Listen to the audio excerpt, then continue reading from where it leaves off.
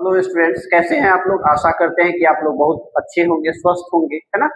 इसी के साथ आज हम लोग एक ऐसा टॉपिक पकड़े हैं जो है कंजंक्शन का। ठीक है, कंजंक्शन में बहुत सारे टर्म एंड कंडीशंस है, जिसमें से आज हम लिए हैं क्या, नो सूनर। नो सूनर के साथ हम क्या यूज करेंगे, दैट। No sooner that. इसमें बहुत सारे ऐसे कनेक्टेड वर्ड्स है, ठीक है।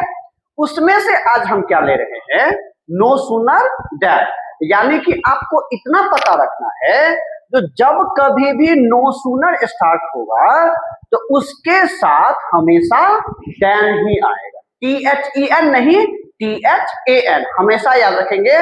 नो सूनर के साथ, नो सूनर के साथ हमेशा क्या आएगा, THAN। अब इसका मतलब क्या होगा, ये किस कंडीशन के लिए यूज होगा, सो आपको ध्यान रखना है, ठीक है। तो पहला जो कंडीशन है ना, ये तीनों कंडीशन कहीं ना कहीं एक ही चीज को डिनोट करता है, ठीक है। जैसे हम बोलते हैं ज्यों ही त्यों ही, जैसे बोलते हैं ना, जैसे ही मैं वहां पहुंचूंगा त्यों ही आप वहां आओगे। क्लियर है ना, ये भी कंडीशन से आप बना सकते हैं। ही था कहने का मतलब जैसे ही मैं पहुंचा ही था कि ट्रेन खुल गई। इस तरीका के सेंटेंस को बोलने के लिए हम क्या यूज करते हैं, नो सूनर दैन। जैसे ही मैं वहां गया वैसे ही वो लोग रोने लगे, है ना। तो इस तरीका के सेंटेंस को बताने के लिए हम लोग किसका यूज करेंगे, नो सूनर दैन का यूज करेंगे। हमेशा ध्यान रखना है, नो सूनर के साथ हमेशा क्या आएगा, दैन। अब कंडीशन क्या है, नो सूनर के साथ मात्र ये तीन स्ट्रक्चर बनता है, ठीक है। नो सूनर के साथ हमेशा तीन स्ट्रक्चर बनेगा।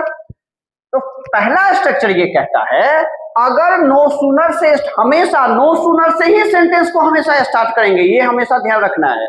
अगर नो सूनर से सेंटेंस के स्टार्ट होगा तो उसके साथ क्या आ जाएगा, वर्ब आएगा।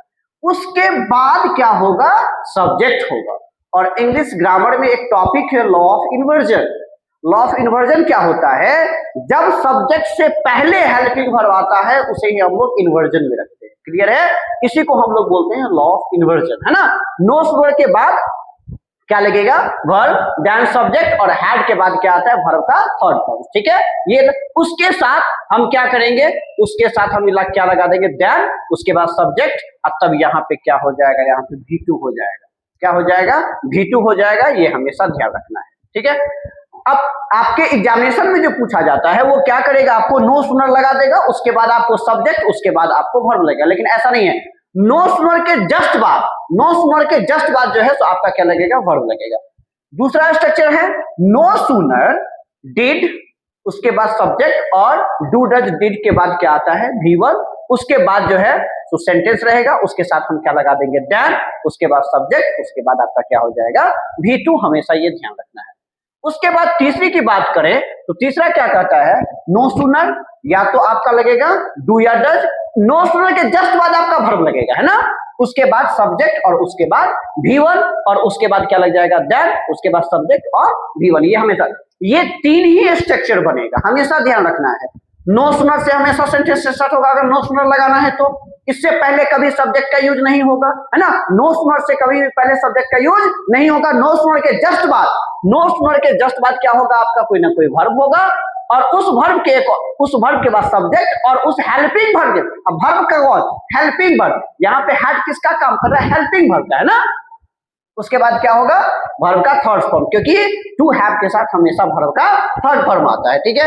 उसके साथ देन, उसके बाद सब्जेक्ट, उसके बाद V2 आगे वाले क्लॉज में। हमेशा एग्जामिनेशन में जो क्वेश्चन पूछता है तो दो तीन तरीका से पूछ सकता है। नो सूनर दे देगा, पहले आपको क्या देगा, यहाँ पे सब्जेक्ट देगा, यानी कि आपको दे देगा नो सूनर, है ना, नो सूनर। उसके बाद आपको क्या देगा, सब्जेक्ट, उसके बाद वर्ब। लेकिन ये क्या है, पूरी तरीके से गलत है।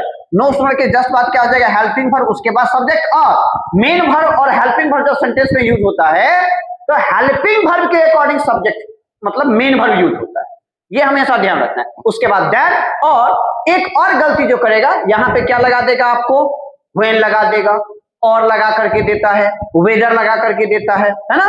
जैसे स्कार्सली, है ना, इस सब के साथ, स्कार्सली के साथ भी व्हेन लगता है।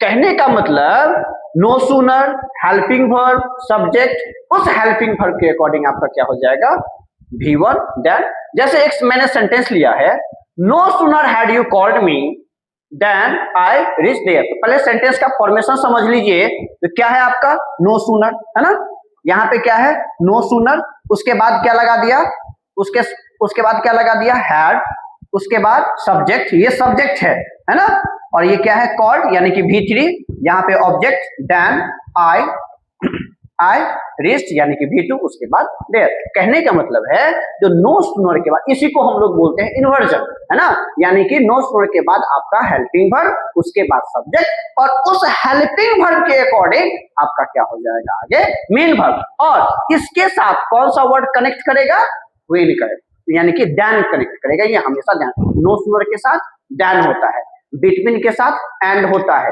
वेदर के साथ और होता है ना, कहीं और हम लोग चर्चा करेंगे इसके बारे में, है ना। तो ये आपको हमेशा 2-3 एरर इसमें आता है, कोई भी कॉम्पिटिटिव एग्जाम हो, है ना, चाहे एकेडमिक एग्जाम।